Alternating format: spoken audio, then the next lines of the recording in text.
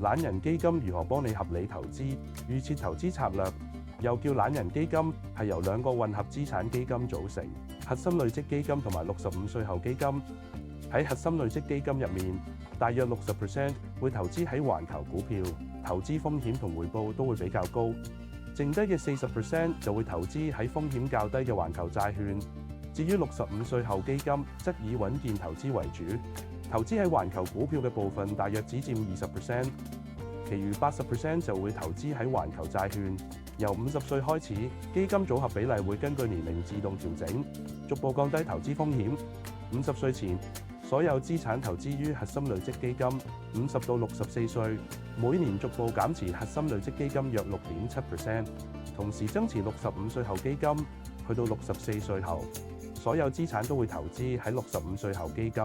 呢種策略唔單止可以分散投資於環球市場，仲設有收費上限。